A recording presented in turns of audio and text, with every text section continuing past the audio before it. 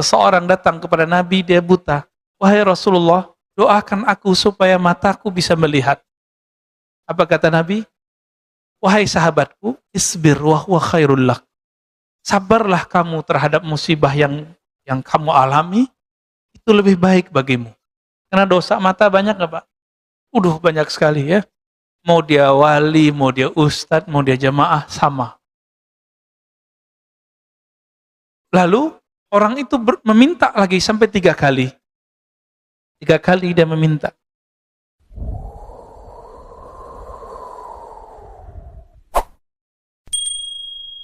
Kita sampai kepada hikmah yang menyebutkan kalimat talabuka minhu ittihamun lahu. Talabuka, kalau kita terjemahkan secara harfiah, berarti tuntutanmu. Kamu menuntut kepada Allah ini dan itu, meminta A, B, C, D, semua itu, ittihamun lahu. Sama dengan kamu menuduhnya. Apa maksud kalimat ini? Banyak orang berdoa, sebelum dia berdoa, dia tidak meyakini, atau saat dia berdoa, dia tidak meyakini bahwa Allah mendengar. Atau Allah sudah tahu apa yang dia mau katakan. Ini sudah pernah kita singgung di kajian Risalah Kusyairiyah, tapi lafaznya ada dalam hikam. Jadi kebanyakan orang berdoa, dia ingin memberitahu kepada Allah, padahal Allah sudah tahu. Allah sudah tahu kebutuhan kita sebelum kita menyampaikannya kepada Allah. Salah satu sifat Allah adalah alim. Allah Maha mengetahui. Dan itu Asmaul Husna. Wa huwa bikulli syai'in alim. Dia terhadap segala sesuatu Maha mengetahui. Bahkan di ayat-ayat sebelumnya, innallaha alimum bidzatis sudur. Allah Maha mengetahui apapun yang tergores di dalam dada ini. Artinya belum saya lafazkan, belum kita lafazkan, Allah sudah tahu. Jadi supaya kalimat ini tidak mengenai kita, bagaimana caranya? Sebelum berdoa, maka panggillah Allah terlebih dahulu. Ya alim, wahai yang Maha mengetahui isi hati. Nah, ini diajarkan oleh Imamuna Abul Hasan Asy-Syadzili. Imam Abul Hasan Asy-Syadzili itu mengajarkan kalimat ini. Allahumma ya alim ya azim ya halim. Anta rabbi wa ilmuka hasbi. Fa ni'mar rabbu rabbi wa ni'mal hasbu hasbi. Ya Allah yang Maha mengetahui, yang Maha santun, yang Maha bijak. Ilmumu, pengetahuanmu mengenai hajat di dalam diriku, itu sudah cukup bagiku. Engkaulah sebaik-baik Tuhan, sebaik-baik yang mengurus hambanya. Jadi kalimat ini menegur kita semua, tolong Bapak, Saudara, karena Allah setelah ini jika berdoa, jangan berkeyakinan memberitahu Allah. Karena sebelum kita dicipta, Allah sudah tahu. Yakin atau tidak? Sebelum kita ada, Allah sudah tahu belum kebutuhan kita? Allah sudah tahu.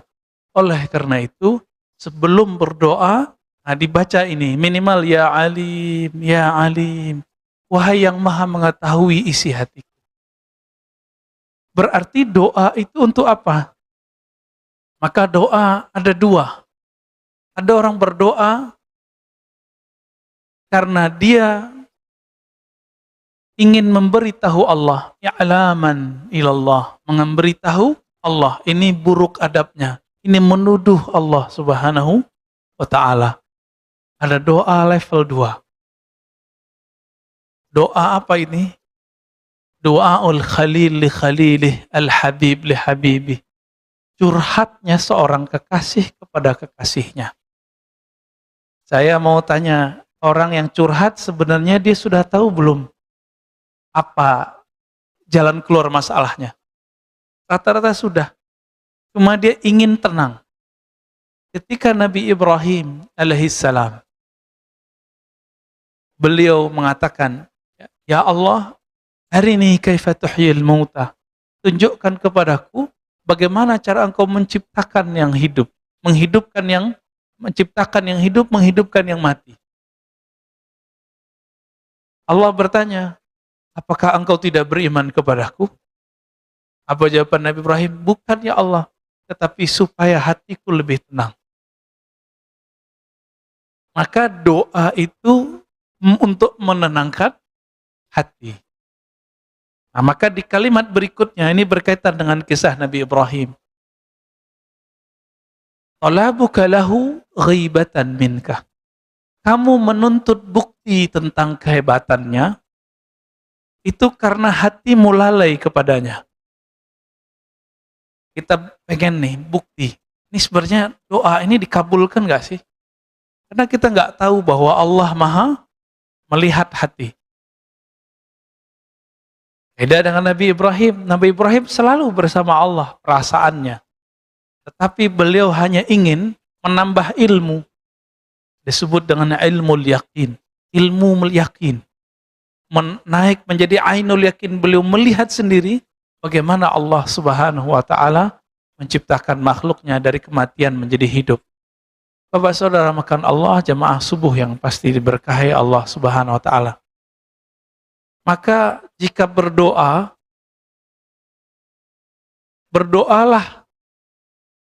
sekedar bermanja-manja kepada Allah Subhanahu wa Ta'ala. Karena sebenarnya apapun yang kita butuhkan Allah sudah sediakan. Tapi ingat, banyak orang menginginkan sesuatu yang dia tidak butuhkan. Itu sebabnya Allah tidak beri.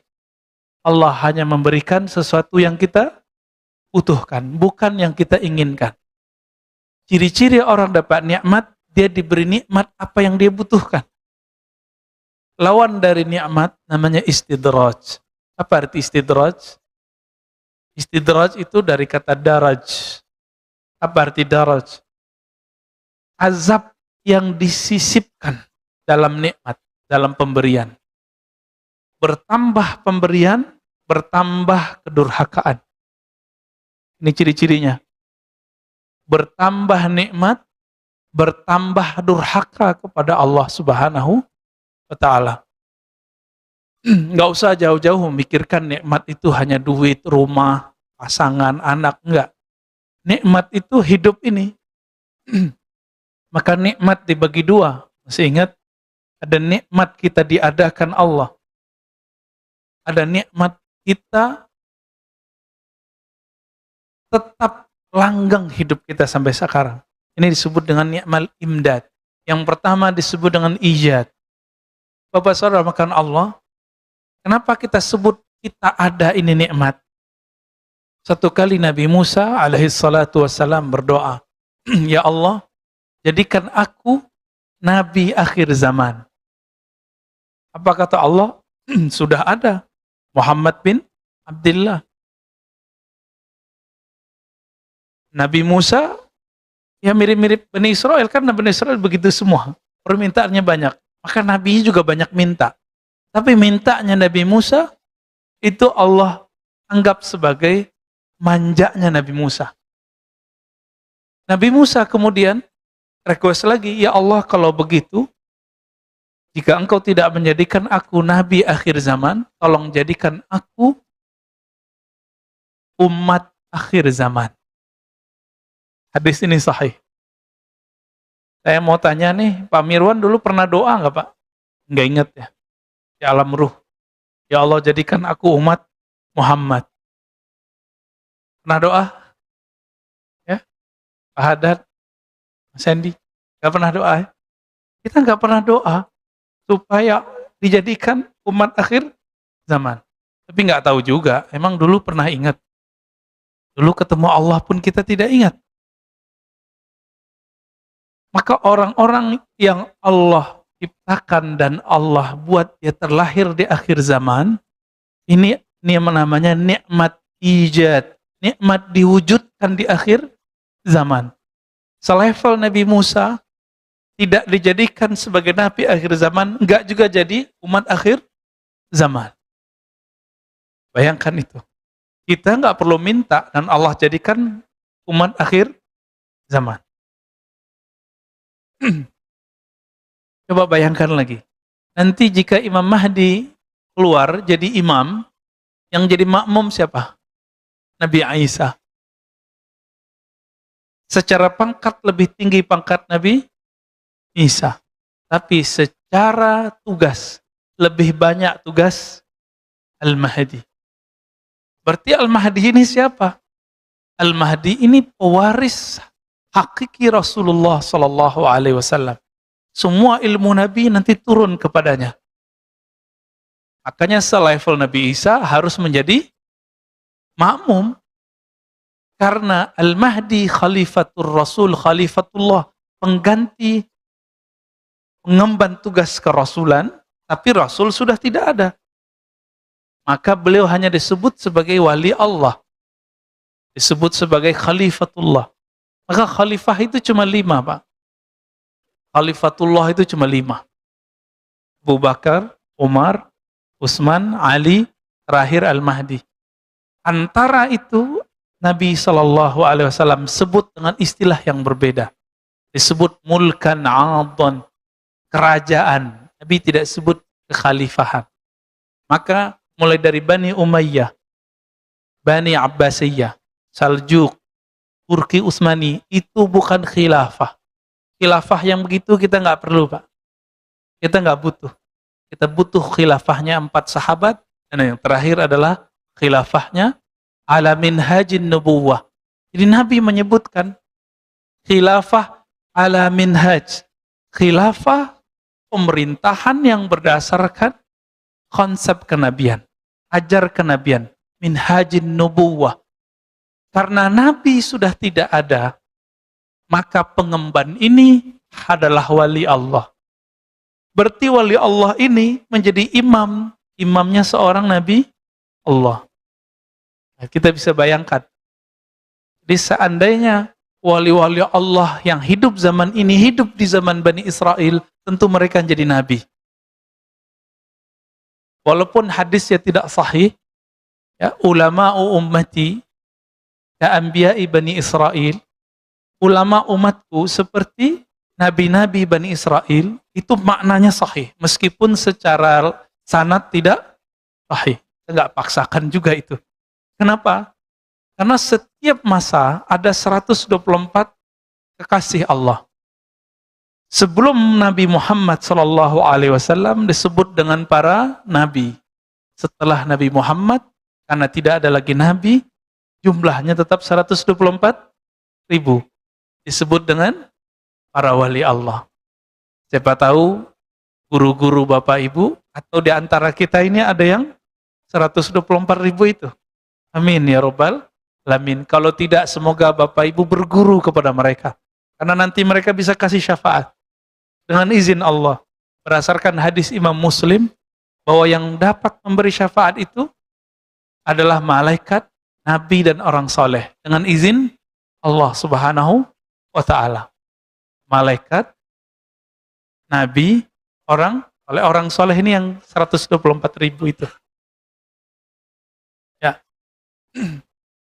Jadi ketika kita ingin menunggu kapan Allah ini bantu kita, kapan Allah ini memberikan keajaiban kepada kita, orang-orang seperti ini kalbunya tidak hadir bersama Allah, disebut ghaibatan minka, talabuka lahu ghaibatan minka.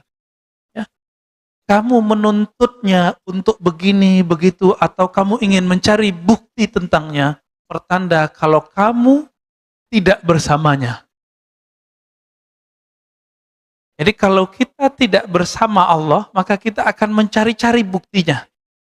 Padahal Allah mengatakan, wa huwa ma'akum ainama kuntum. Dia bersamamu dimanapun kamu berada. Dia bersamamu dimanapun kamu berada. Wa idza sa'alaka ibadi anni fa inni qarib. Jika hambaku bertanya kepadaku, katakanlah bahwa aku sangat dekat. Tapi Allah dekat, kita belum tentu merasa dekat. Ini masalahnya. Disinilah perdebatan orang tawasul enggak tawasul. Sebenarnya orang yang anti tawassul itu niatnya benar. Kalau minta kepada Allah, ngapain pakai perantara? Benar gak tuh? Benar. Ini benar Pak, konsep awalnya benar. Tapi, apakah setiap orang berdoa merasakan kedekatan itu? Enggak. Maka dia perlu menyebut nama guru-gurunya dalam meminta kepada Allah. Mintanya tetap kepada Allah. Ini dalilnya dalam hadis Imam Tirmizi. Seseorang datang kepada Nabi, dia buta. Wahai Rasulullah, doakan aku supaya mataku bisa melihat. Apa kata Nabi? Wahai sahabatku, isbir wa huwa khairul lak. Sabarlah kamu terhadap musibah yang kamu alami, itu lebih baik bagimu. Karena dosa mata banyak gak Pak? Banyak sekali ya. Mau dia wali, mau dia ustadz, mau dia jamaah, sama. Lalu orang itu meminta lagi sampai 3 kali. 3 kali dia meminta. Akhirnya Nabi mengatakan, asbighil wudu. Berwudu'lah kamu dengan sempurna, tsumma shalli raka'atain wa qul. Lalu salatlah 2 rakaat, lalu bacalah doa ini. Doanya doa tawassul. Ya Allah, inni atawajjahu bika binabiyyika. Ya Allah, aku meminta menghadap kepadamu dengan menyebut nama nabimu. Maka tawassul itu bukan minta kepada nabi, kepada orang soleh. Hanya menyebut nama orang soleh supaya kita pede. Ya, agar ada percaya diri dalam berdoa. Ini hakikat tawassul. Jadi tolong diluruskan, tawassul bukan meminta kepada selain Allah Subhanahu wa taala. Lalu dalam hadis itu, ya Muhammad, inni atawajjahu bika ila Rabbi. Wahai Muhammad, wahai Nabi Muhammad, wahai Rasulullah, aku bermediasi menyebut namamu di hadapan Rabbku, meminta Rabbku, fasfa'li fiyya, maka berilah aku syafaat. Dia usap matanya, langsung dia bisa lihat, Pak. Kenapa orang ini mesti menyebut nama Nabi? Karena kalau dia tidak menyebut nama Nabi, seperti orang buat proposal, nggak ada ACC-nya. Dicuekin sama yang diminta. Bukankah Allah maha dekat? Kenapa sahabat ini tidak berdoa di rumahnya? Kalau seandainya Allah itu maha dekat, kenapa dia tidak meminta di mana saja? Allah maha dekat, tapi orang ini tidak merasa dekat. Itu maknanya. Karena dia tidak merasa dekat, Allah pun tidak merasa dekat kepadanya. Ana inda dhanni abdi, aku berdasarkan keyakinan hambaku. Ini terjemahan saya. Terjemahan biasa, aku berdasarkan prasangkaan hambaku. Itu lewat ya terjemahannya. Bukan itu terjemahannya. Aku berdasarkan keyakinan hambaku. Apa keyakinan kita saat berdoa? Allah nggak dengar, Allah nggak mau dengar. Padahal Allah maha mendengar. Itu sebabnya juga Bapak Saudara makan Allah kalau berkunjung ke kampung-kampung, meskipun ya kita tidak semuanya sesuai dengan metode ini, tapi guru-guru kita yang lama, baik di Indonesia ataupun di Suriah, di Arab, di Yaman, mereka sebelum berdoa mereka tahlil dulu. Saya juga mikir-mikir, kenapa ini? Alasannya apa? Kan Nabi tidak mencontohkan dengan cara itu secara rutin, sesekali iya, sesekali tidak. Kan mereka zikir dulu Pak. Afdhalu dzikri la ilaha illallah, terus orang tahlil. Ya, benar nggak? Setelah itu baru doa. Apa ini rahasianya? Kita usut, kita teliti. Ternyata ada dalam riwayat Imam An-Nasai. Bahwasannya, man qala la ilaha illallah. Lebih kurang begini. Siapa yang mengatakan la ilaha illallah dengan hatinya, dengan kolbunya. Lisannya membaca, kolbunya membenarkan. Apa kata Nabi SAW? Fataqallahu samawat. Allah akan belah langit sekedar memandang orang itu. Saya mau tanya, sebelum orang itu baca la ilaha illallah, Allah sudah memandang belum kita semua? Sudah. Lalu pandangan apakah ini? Inilah pandangan kewalian. Pandangan rahmat. Siapa yang membaca ini, maka Allah pandang dia dengan pandangan cinta. Itu sebabnya Bapak Sarmakan Allah, kita kalau melihat ahli zikir, hati kita kemudian jadi teduh. Apa kata Nabi SAW ketika ditanya, "Ya Rasulullah, siapakah wali Allah itu?" Dijawab oleh Nabi, "Man idza ru'u dzukirallah." Orang yang jika engkau pandang dia, orang itu adalah energi zikir. Jika engkau memandangnya, engkau teringat kepada yang dia ingat. Siapa yang dia ingat? Allah. Nah, ini hadis Nasa'i ini membuat saya merinding Pak waktu baca. Siapa saja yang membaca la ilaha illallah, tidak ada yang berhak disembah, tidak ada tempat bergantung kecuali Allah. Maka Allah belah langit, fataqas samawat. Allah belah langit semua, kalau Allah pandang orang itu dengan pandangan khusus, pandangan spesial. Mau seperti itu? Maka nanti setiap pagi, setiap sore, Bapak Saudara makan Allah, baca kalimat ini minimal 100 kali. 100 kali cukup. Karena 10 sama dengan 100, 100 sama dengan 1000. Berarti 1000 kali Allah memandang kita dengan pandangan rahmat. Mau gak tuh? Meninggal jadi waliullah, Pak. Kekasih Allah. Meskipun kekasih Allah yang umum, itu sudah cukup. Jadi ilmu itu nggak usah berat-berat. Jalan menuju Allah itu nggak usah tinggi-tinggi.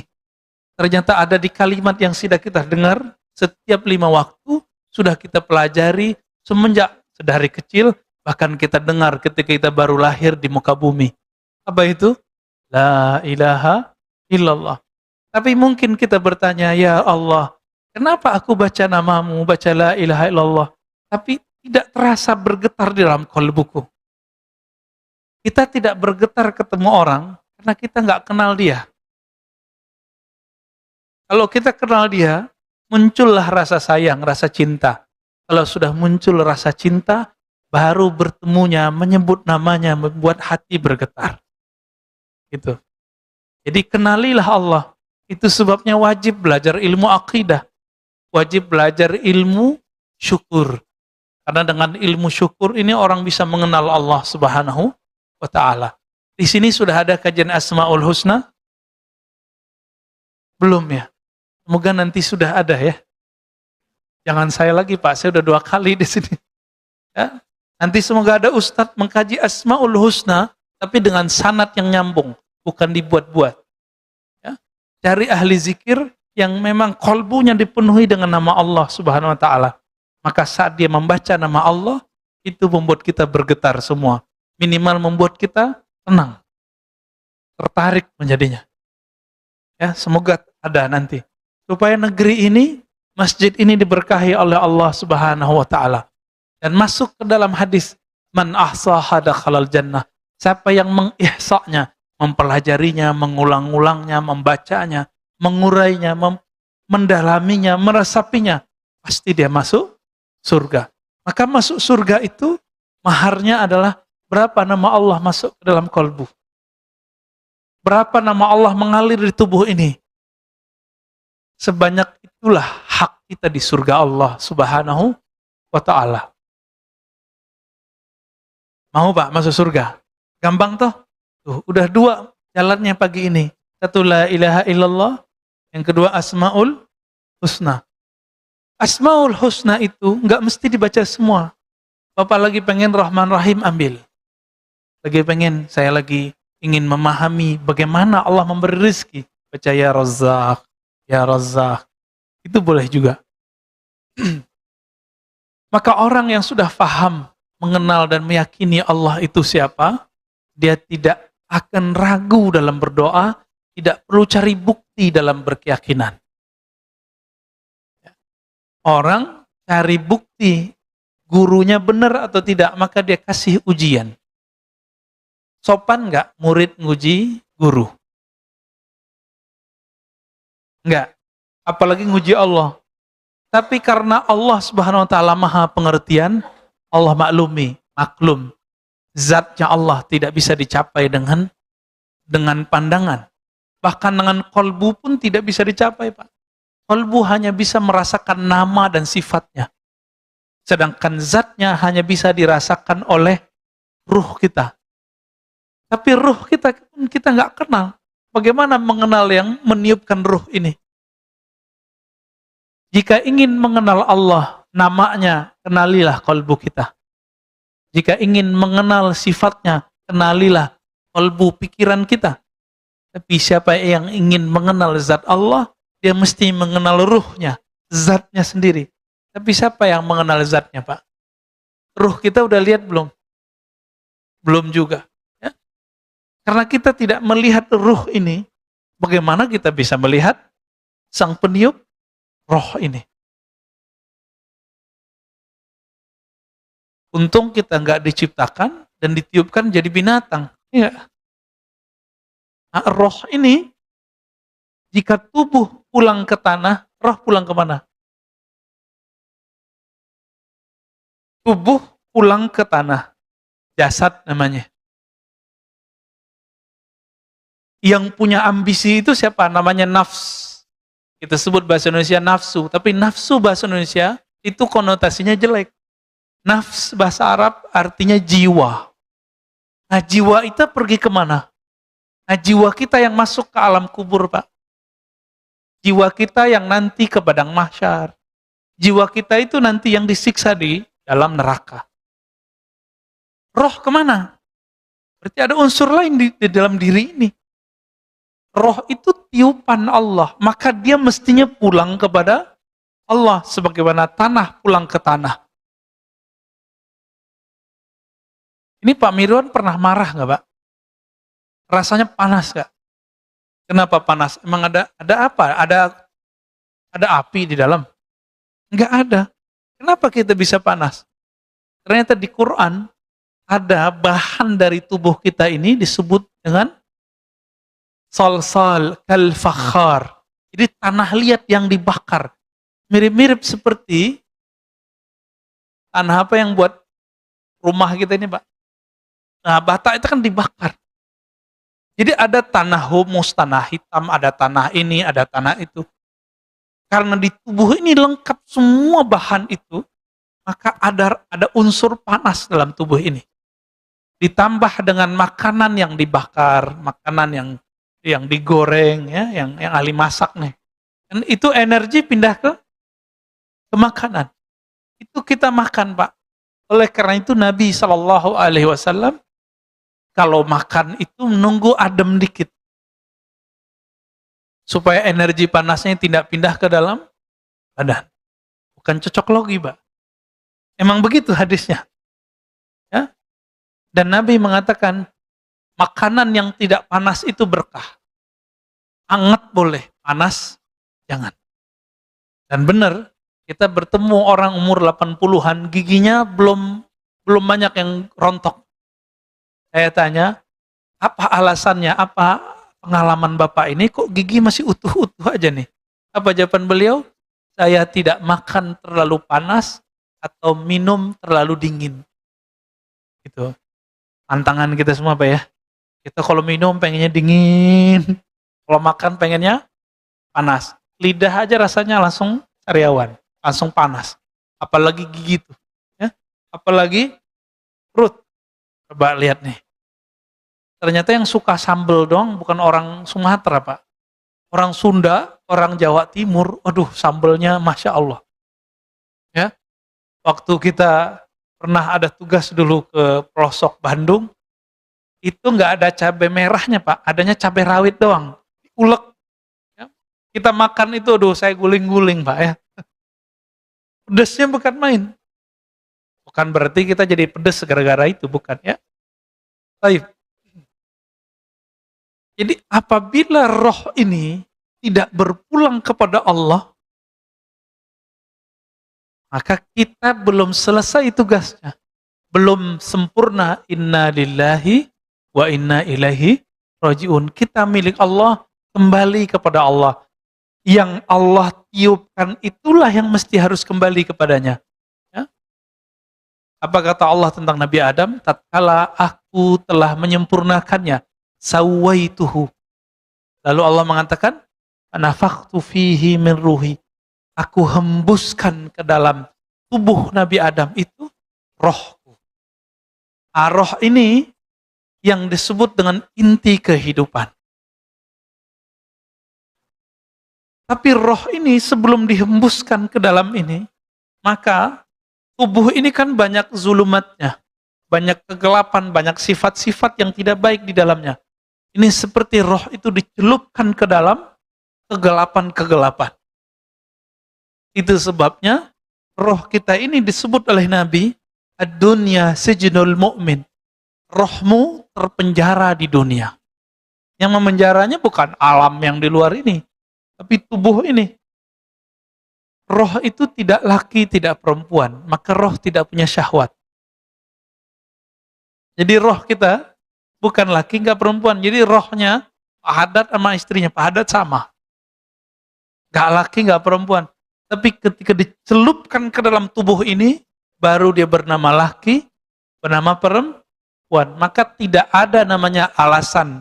Ya, beberapa psikolog-psikolog yang menyesatkan umat, yang mengatakan bahwa hombreng-hombreng, ya, itu dia perempuan, tapi bertubuh laki-laki. Ini tidak benar. Dia nggak paham dia. Dia nggak mengerti alam rohani, komentar tentang alam rohani.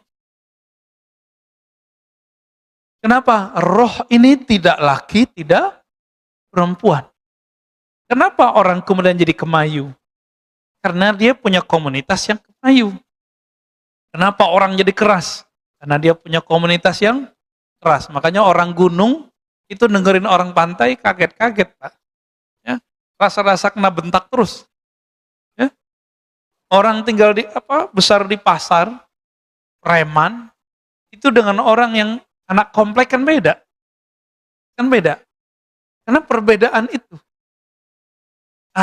Maka disebutlah orang-orang ini dengan bi'ah atau qarin, teman. Tapi kita punya qarin qarin yang batin. Qarin dari kalangan jin. Besar kemungkinan orang-orang yang dia merasa dirinya beda dengan tubuhnya, itu karena qarinnya berbeda. Dia laki, tapi qarinnya perempuan. Maka dia menjadi banci. Sebaliknya begitu. Ya. Ini penjelasan beberapa masyayikh kita. Tapi ilmu ini tidak dijelaskan secara detail di dalam syariat. Ya. Nabi hanya mengatakan ketika Aisyah berseloroh, ente enak Rasulullah. Ya. Apa yang kata Nabi? Iya, setanku sudah diislamkan oleh Allah. Qorinku sudah diislamkan oleh Allah. Jadi Nabi jangankan qorinnya, setannya Islam, Pak. Beruntung yang jadi setannya Nabi. Kita lahir, itu ada puluhan bahkan ratusan syaitan lahir bersama kita. Tapi juga ada puluhan malaikat membersamai kita. Namun juga ada qarin. Nah, qarin ini satu biasanya. Qarin ini jika ada, dia biasanya agak iseng. Ya, ada yang jahat. Maka qarin ini perlu diislamkan. Tapi kalau setan kita nggak bisa diislamkan. Hanya setannya Nabi yang bisa diislamkan. Atau setannya para nabi, para wali-wali besar, ya. Dan terakhir Imam Al-Mahdi itu setannya mungkin bisa diislamkan. Tapi setan kita nggak bisa diislamkan. Maka bagaimana caranya supaya kita tidak diganggu oleh setan itu? Kembali ke ilmu yang paling rendah tadi. Ya, la ilaha illallah. Apa kata Allah dalam hadis qudsi? Hadisnya hasan li ghairihi. Hasan karena ada riwayat lain. La ilaha illallah hisni. La ilaha illallah itu adalah bentengku. Siapa yang masuk ke dalam bentengku, dia aman dari gangguan-gangguanku. Nah, maka hari ini, jika ingin dijaga Allah dari syaitan, silakan baca La ilaha illallah. Jika nggak sanggup 100, 10. Tapi 10-nya lengkap. La ilaha illallah wahdahu la syarikalah. Lahul mulku walul hamdu. Wa huwa ala kulli syai'in qadir. Berapa kali? 10 kali. Zikir itu nggak perlu banyak, yang penting rutin dan meresapi maknanya. Rutin, meresapi makna. Pegang itu Pak duanya. Ini yang disebut dalam Al-Quran, innal ladzina qalu Rabbunallah tsumma istaqamu. Sesungguhnya orang-orang yang mengatakan Rabb kami Allah, lalu mereka istiqamah. Maka Sayyidatuna Aisyah mengatakan, amal yang sedikit lebih Allah sukai daripada amal yang banyak tapi tidak istiqamah. Sedikit istiqamah lebih baik daripada banyak tidak istiqamah.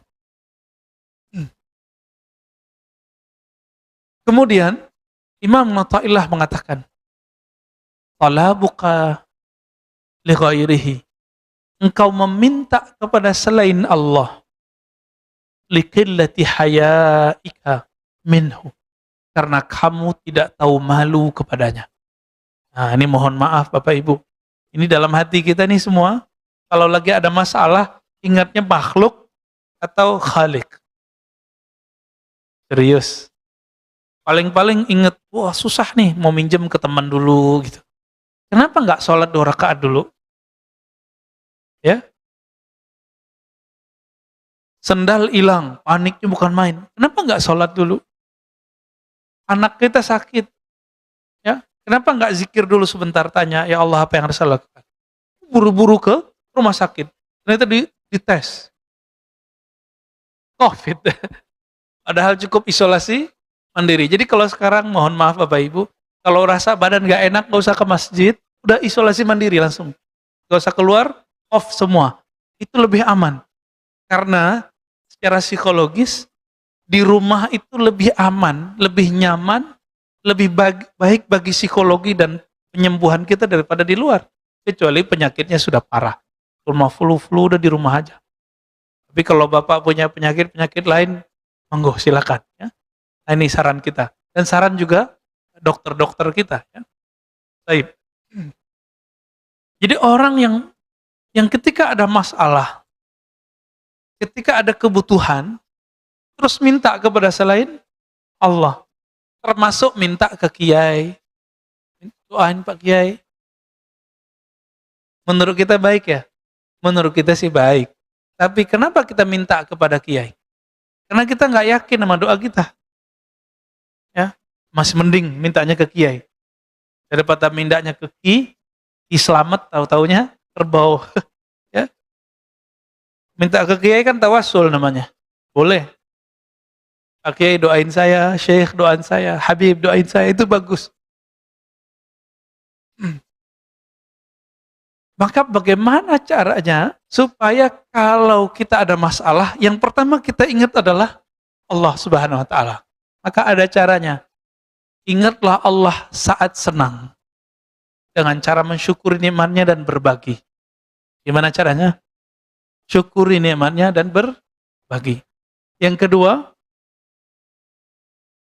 supaya kita tidak ingat makhluk dulu ketika ada masalah, maka punyailah zikir, wirid yang rutin setiap hari. Nah, nanti itu yang akan membuat kita stabil setiap saat. Jadi benarlah kata Imam Abu Ali Ad-Daqqaq yang sering kita ulang-ulang. Apa kata beliau? Ad-du'a silahul murid. Az-zikru silahus salikin. Ya. Doa itu, zikir itu adalah senjata yang dapat digunakan oleh para murid. Senjata ini bisa dipakai di saatnya.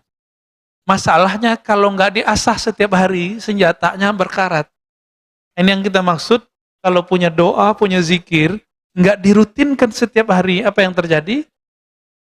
Itu pisau zikirnya nggak tajam. Ini yang disebut tidak punya keyakinan.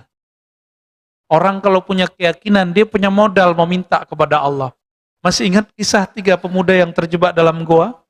Kenapa mereka yakin doanya dikabul Allah? Karena mereka punya amalan. Satu beramal A, satu beramal B, yang lain beramal C. Agar terbukalah pintu goa itu. Karena dia punya amal, maka dia pede berhadap kepada Allah Subhanahu wa Ta'ala. Maka saya sarankan Pak, jika ada hajat, mau dimintakan kepada Allah, sedekah dulu, lalu wiridan. Wirid tertinggi adalah Al-Quran dan zikir. Satu kali ada dua syekh berdebat. gurunya masih hidup. Ini udah level guru. Tapi di atas guru ada lagi guru. Ya. Hari gurunya udah lewat ya Pak ya. Selamat hari guru kepada yang menjadi guru.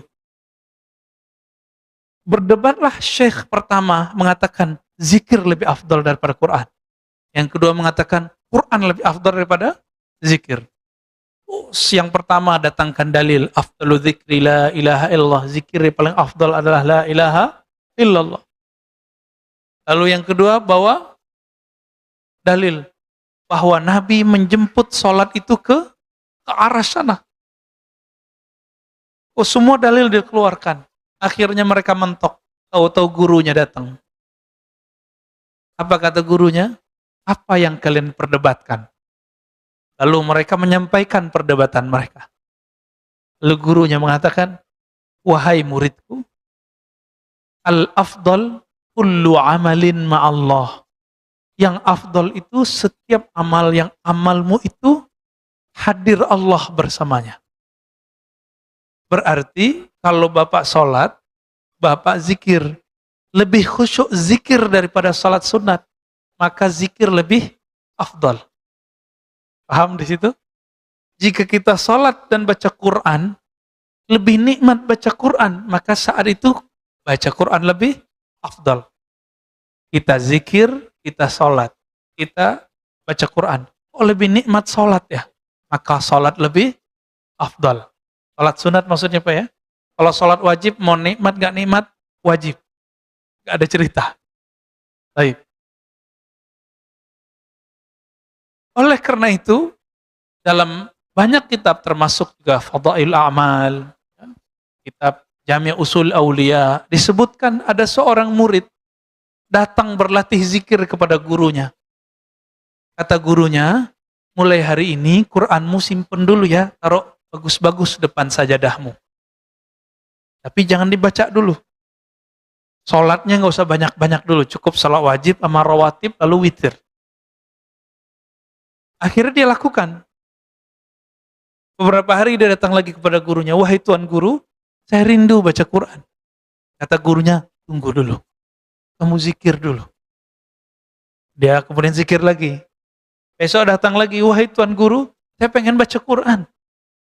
Dia pengen baca Quran dengan hawa nafsunya. Apa kata gurunya? Tunggu dulu, kamu zikir dulu. Zikir itu panas Pak. Dengan panasnya zikrullah, itu bisa mengkerangkeng hawa nafsu kita. Dikurangi makan, dikurangi tidur, dikurangi banyak berpikir, dikurangi ngomong. Disebut dengan beruzlah, berkhalwat, menyepi bersama Allah. Sampai berapa hari? Sampai 40 hari dipanggil sama gurunya. Orang ini sudah lupa baca Quran, sudah lupa sholat banyak-banyak. Dipanggil sama gurunya.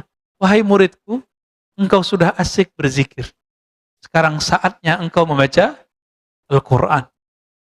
Betul, dia masuk ke ruang khalwatnya, dibaca Al-Quran. Baru dibacaan basmalah, langsung air matanya meleleh. Rasa hadir, bismillah, dengan nama yang luhur milik Allah subhanahu wa ta'ala. Yang punya nama sudah ada dalam kalbunya. Nama Allah sudah ada dalam jiwanya. Karena kalbu ini makanannya adalah asma was sifat, nama-nama Allah. Semakin banyak nama Allah di kalbu, semakin nikmat baca Quran dan salat. Jadi saya nggak punya teori macam-macam Pak tentang salat khusyuk. Walaupun di luar sana banyak latihan salat khusyuk, pelatihan salat khusyuk. Kita cuma punya satu. Kalbumu penuh dengan nama Allah, pasti khusyuk. Cuma itu, nggak ada lagi. Karena khusyuk itu muncul dari tuma'ninatul qalb, ketenangan kalbu, dan ketenangan kalbu hanya muncul dari zikrullah. Ya, surat Ar-Ra'd ayat 28. Hanya dengan zikrullah, nggak ada lagi. Jadi zikir, kalbu tenang, salat khusyuk, baru pas. Doa pun yakin. Nah, kira-kira begitu Bapak Saudara karena Allah.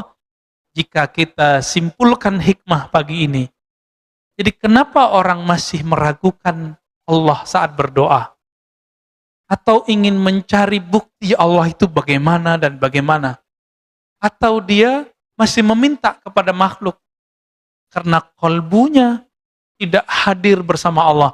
Kolbunya tidak ada nama Allah.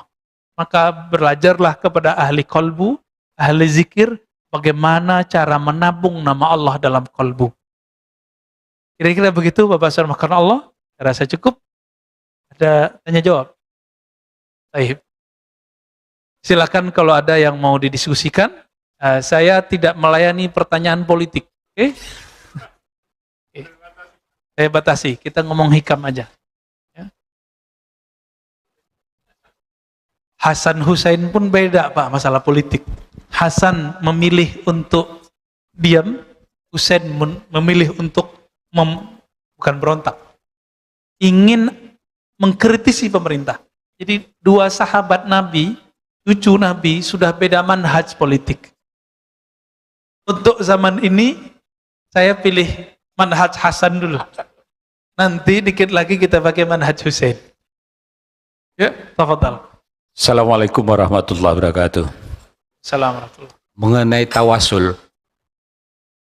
banyak orang yang tawasul itu tidak langsung kepada Rasulullah.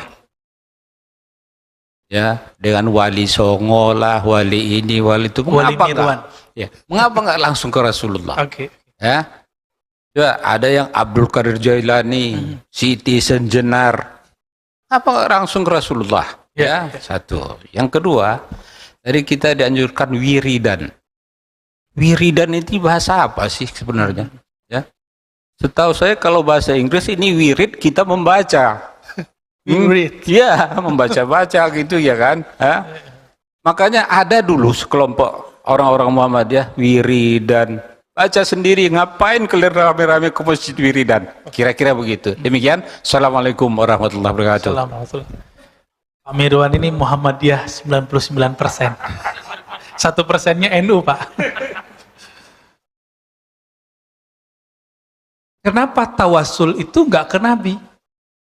Nah, terima tawasul ke Nabi itu sudah ada dayah di dalam dirinya itu ya. Orang Aceh kan dayah Pak ya. NU ada nggak di Aceh? Ada ya. Dayah sama NU itu hampir-hampir mirip lah. Satu ulama yang hanya membolehkan tawasul dengan Nabi itu namanya Izzuddin bin Abdissalam. Murid Abul Hasan Syadzili. Abul Hasan Syadzili ini wali juga. Ya, ketika Syekh Abdul Qadir Jilani sudah wafat, beliaulah pimpinan walinya. Nah, salah satu muridnya yang ahli fikih, ahli hadis namanya Izzuddin bin Abdissalam. Apa kata beliau? Tawasul cukup sama Nabi. Selain Nabi gak usah. Tapi satu kali Abul Hasan Syadzili yang setiap tahun pergi haji dan ziarah kepada Nabi, beliau kemudian secara rohani bertemu Rasulullah, baik di mimpi atau di luar kita nggak tahu. Lalu pulang-pulang Abul Hasan Syadzili bawa kabar. Masuk ke majelis Izzuddin. Izzuddin lagi duduk Pak, lagi mensyarah. Ketika diminta Izzuddin untuk Abul Hasan Syadzili untuk menjelaskan kalam-kalamnya, sebelumnya dia buka dengan penjelasan, wahai Izzuddin, aku bertemu secara rohani dengan Rasulullah dan Rasulullah mengucapkan salam kepadamu. Merinding pada langsung. Semenjak saat itu dia pun mulai berubah. Berarti tawasul bisa juga dengan orang yang mengenal Rasulullah, pewaris ilmu Rasulullah. Yang kedua, Syekh Ibnu Taimiyah, Imam Salafi. Beliau membolehkan tawasul dengan Nabi. Tapi bedanya apa dengan Izzuddin? Izzuddin mengatakan bertawasul dengan Nabi, baik dengan cinta atau dengan zatnya Nabi. Bertawasul dengan diri Nabi, itu boleh menurut Imam Izzuddin. Tapi Imam Ibnu Taimiyah dengan hadis yang sama mengatakan tidak boleh dengan diri Nabi, bolehnya cuma dengan iman kita kepada Nabi. Ibnu Taimiyah. Tapi nanti datang Salafi di akhir zaman, Syekh Albani, Syekh bin Baz mengharamkan tawasul secara mutlak. Beda lagi dengan imamnya. Ya, Amirwan yang mana nih? Ya. Adapun jumhur ulama ahlu sunnah di Mekah Dulu ada namanya Sayyid Ahmad Zaini Dahlan. Imam-imam kita dari Indonesia, ya, Syekh Mahfud Tarmasi, ya, Ahmad Khatib Minangkabawi, itu berguru kepada beliau, Sayyid Ahmad Zaini Dahlan. Tapi lebih banyak berguru kepada Bakri Shatta, pengarang kitab I'anatul Talibin. Nah, ini mereka termasuk juga ayah Buya Hamka, Syekh Abdul Karim, ya. Abdul Malik, Abdul Karim. Abdul Karim Amrullah, ya. Nah, ini mereka ini berguru kepada Sayyid Ahmad Zaini Dahlan yang mengatakan bahwa tawassul dengan Nabi ataupun dengan selain Nabi yang mereka orang-orang soleh itu boleh dengan keyakinan mereka adalah pewaris Nabi Sallallahu Alaihi Wasallam. Maka oleh Sayyid Muhammad Alawi Al-Maliki, imam di Mekah, beliau ayahnya, kakeknya itu pengajar di Mekah, Pak. Tapi tahun 80-an karena persoalan tawassul dan masalah salawatan, beliau tidak boleh ngajar lagi di Mekah, di Masjidil Haram. Apa namanya? Sayyid Muhammad Alawi Al-Maliki. Bahkan ada ustadz muda di Indonesia berani kurang ajar menyebut beliau. Apa katanya? Sayyid Muhammad Alawi Al-Maliki itu taghut, musyrik. Apa kata dia? Sayyid Muhammad Alawi Al-Maliki musyrik. Kira-kira gimana, Pak? Orang baru ngerti agama, Sayyid Muhammad sudah menjadi ulama besar, dia belum apa-apa, berani mengatakan Sayyid Muhammad musyrik. Hah? Saya nyebut nama, Pak, ya. Saya minta ampun kepada Allah. Ya, saya paling anti sudah nyebut nama itu. Allahumma sholli ala Muhammad. Apa kata dia? Karena dia salah faham. Dikira tawassul itu meminta kepada selain Allah. Para Sayyid Muhammad mengatakan enggak. Tawassul itu tidak meminta kepada selain Allah. Tawassul itu meminta hanya kepada Allah dengan menyebut nama kekasih Allah sebagai ACC. ACC doang, Pak. Ya? ACC boleh nggak tuh? Ini dalilnya hadis Imam Tirmizi dan hadisnya sahih. Oh, dijawab oleh Syekh Albani. Loh, ente salah. Ini hadis hanya boleh kepada orang yang hidup dan Nabi doang. Dijawab lagi oleh Sayyid Muhammad. Mana dalilnya bahwa tawassul mesti orangnya hidup dan hadir dan Nabi doang orangnya? Nggak ada. Itu hanya pemahaman Syekh Albani. Pemahaman yang dikultuskan. Maka orang-orang kalau sudah mengkultuskan pemahaman imamnya, walaupun dia tidak mengkultuskan imamnya, maka ini sudah jadi berhala baru. Dia akan menyalahkan orang-orang yang tidak salah. Dia akan menganggap syirik orang-orang yang tidak syirik. Paham di situ? Ya. Sayyid Muhammad, beliau, ayahnya, kakeknya, itu mufti Mekah. 80-an, Pak, tahun 80-an, masih ngajar di Mekah. Tapi karena orang-orang ini, ya, Ibnu Mani, ya, dia nulis buku kesesatan Sayyid Muhammad, dan di situ disebut Sayyid Muhammad sebagai taghut Mekah, berhala Mekah. Bayangkan, keturunan Rasulullah, ahli hadis, hafal ribuan hadis. Kalau versi Said Agil Munawar, murid beliau, itu murid beliau, Pak. Jadi nggak usah jauh-jauh nyari guru. Itu Said Agil Munawar, orang sini. Bener orang sini. Ya. Maka beliau kalau ngajar Riyadhus Shalihin pakai kitab gak, Pak? Udah apal beliau. Ya. Dan beliau bersaksi ya ke kita di kelas dulu bahwa itu Said Muhammad hafal Kutub Sittah. Saya tidak tahu maksud hafal itu apakah hafal semua atau hafal secara maknawi.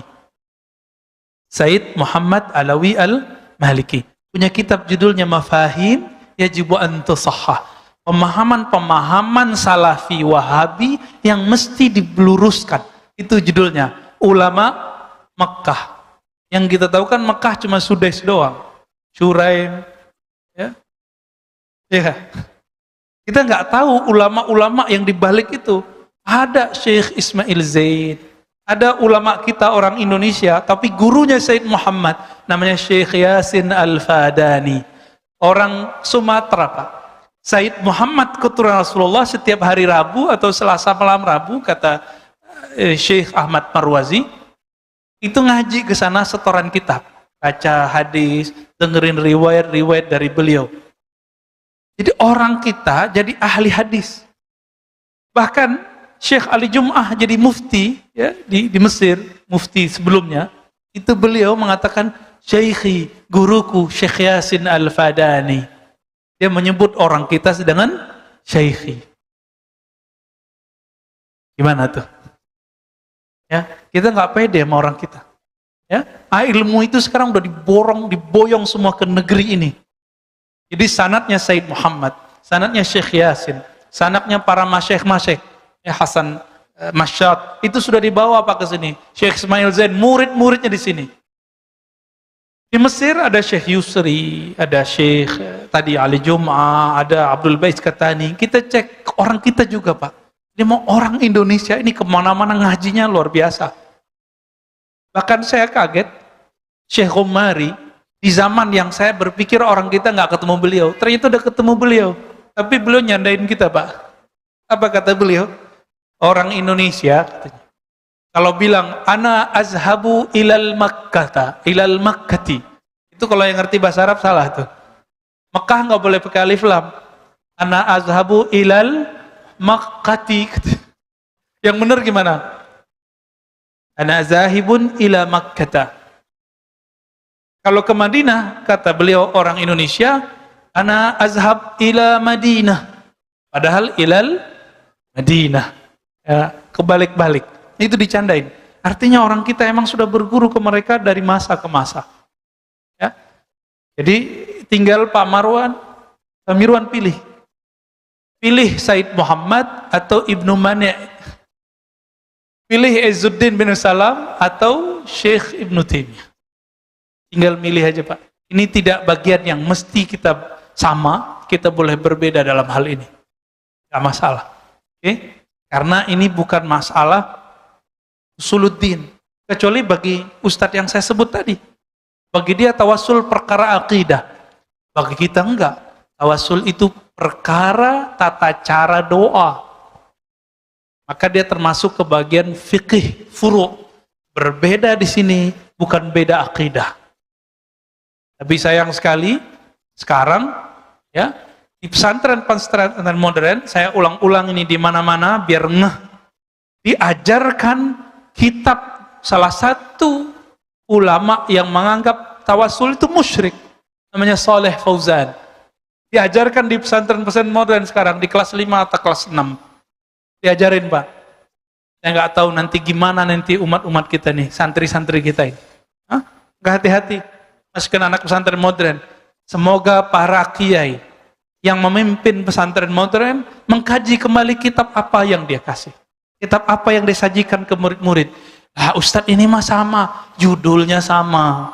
Judulnya I'tiqad Ahlus Sunnah. Di dalamnya menganggap musyrik orang yang Ahlus Sunnah. Cuma karena tawassul. Nauzubillah min dzalik. Ya. Apa kata Syekh Saleh Fauzan? Asy'ariyah dhallah. Orang-orang Asy'ariyah, penganut ajaran sifat 20, itu sesat. Sesat katanya. Ketika Syekh Ali Muhammad As-Salabi, ya, orang Libya, beliau nulis tentang Asy'ariyah dan ditanya mengenai Asy'ariyah, Ahlus Sunnah atau bukan? Apa kata beliau? Sejauh yang saya baca ya Ahlus Sunnah. Ini langsung dibantah oleh Syekh Saleh Fauzan. Apa kata dia? Bukan. Asy'ariyah bukan Ahlus Sunnah. Jadi kita ini bukan Ahlus Sunnah, Pak. Ya, makanya Said Muhammad dianggap oleh dia bukan Ahlus Sunnah. Berabad-abad ulama di Mekah itu mereka Asy'ariyah, Ahlus Sunnah, tapi tidak dianggap Ahlus Sunnah. Maka sudah benar ini pengurus membatasi gerak dakwah yang ekstrim tersebut di masjid ini. Sudah benar. Ya, saya mendukung sepenuh hati dan kita doakan semoga kita istiqomah dan persatuan kita dijaga oleh Allah Subhanahu wa taala. Yang kedua tadi apa, Pak? Wiridan. Oke. Ini bukan bahasa Inggris, Pak. Bukan wirid, ya. Ini al-wird. Wirdun. Warada yaridu. Asal katanya sama dengan itu. Apa arti wird? Wirid itu zikir yang sudah dilanggengkan. Sholatkah, puasakah, sedekahkah, silaturahmi itu jadi wirid semua. Bahkan tidur yang digunakan untuk bisa tahajud itu wirid. Mau nggak tidurnya jadi wirid? Maka mulai malam nanti atau siang nanti kalau tidur siang, niatkan supaya kuat bertahajud. Maka tidurnya dihitung wirid, Pak. Dari mana kita tahu ini? Dari Nabi SAW. Nabi mengatakan, bantulah qiyamul lailmu dengan qailulah. Dengan tidur sejenak siang hari. Bukan kaithurah, Pak. Bukan tidur panjang. Yang kedua, Abul Hasan Syazili, guru Izzuddin. Abul Hasan ini kakek gurunya pengarang hikam. Makanya nyambung sudah ya. Apa kata beliau ke muridnya, khadamnya? Wahai muridku, jangan ganggu aku dari wirid. Lalu Abul Hasan Syazili tidur. Ngorok lagi, Pak. Muridnya karena patuh jadi gak diganggu. Tapi kemudian dia bertanya-tanya di hatinya, pertanyaan besar muncul di kepalanya. Katanya mau wirid, kok tidur? Makanya guru-guru kadang-kadang aneh-aneh, Pak. Guru-guru itu kadang-kadang aneh, benar-benar aneh. Dan kita nggak boleh ingkar. Kita dalam hati bertanya boleh, tapi jangan ingkar. Bertanya aja. Nanti saat yang tepat kita bertanya. Bangun beliau, wudu, zikir, selesai zikir ditanya, wahai Tuan Guru, katanya engkau mau wirid, kenapa tidur? Apa jawaban Imam Syazili? Tidurku adalah supaya qiyamul lail dan wiridku kuat. Maka tidurku adalah wiridku. Dicoba nih, mulai hari ini, malam nanti, ketika mau tidur, katakan, aku berniat untuk qiyamul lail, untuk zikir malam ini. Maka itu sepanjang malam Allah hitung, berwirid. Walaupun tertidur. Wah enak nih ya. Walaupun ketiduran Pak, bangun-bangun udah azan, gak apa-apa. Nanti langsung setelah pulang dari masjid, qadha salat witirnya, baca wirid-wiridannya yang ketinggalan. Cara istiqomah cuma satu, mengqadha yang ketinggalan. Kalau kita nggak qadha yang ketinggalan, siap-siap bolong besok ya. Baik, ada lagi? Sudah. Masih ada? Baik, cukup ya. Oke. Baik Bapak Ibu yang makan Allah, semoga kalbu kita selalu hadir bersama Allah, banyak menyebut nama Allah, berlatih mengenal Allah Subhanahu wa Ta'ala. Mari kita berdoa dengan dua kalimat, Allahumma ya Rahman ya Rahim. Wahai yang Maha Pengasih, wahai yang Maha Penyayang, ya Rauf, ya Rauf, ya Rahim. Allahumma rzuqna hubbak. Ya Allah, berikan kami cintamu. Waj'alna mimman ahbabtahu. Jadikan kami orang yang engkau cintai. Warzuqna al-amal alladhi yuballighuna ila hubbik. Ya Allah, berikan kami keistiqomahan satu amalan yang membuat kami sampai kepada cintamu, yang membuat engkau jatuh cinta kepadamu, sehingga pendengaran kami adalah pendengaranmu, sehingga pandangan kami adalah pandanganmu, gerak kami semuanya dengan ridhamu. Allahumma jma'na ma'a nabiyikal Mustafa Muhammad sallallahu alaihi wasallam. Ya Allah, kumpulkan kami dengan nabimu, Nabi Muhammad sallallahu alaihi wasallam, di jannatil firdausil a'la, di surga firdausmu yang sangat mulia. Rabbana atina fid dunya hasanah wa fil akhirati hasanah wa qina adzabannar. Walhamdulillahirabbil alamin. Terima kasih. Assalamualaikum warahmatullahi wabarakatuh.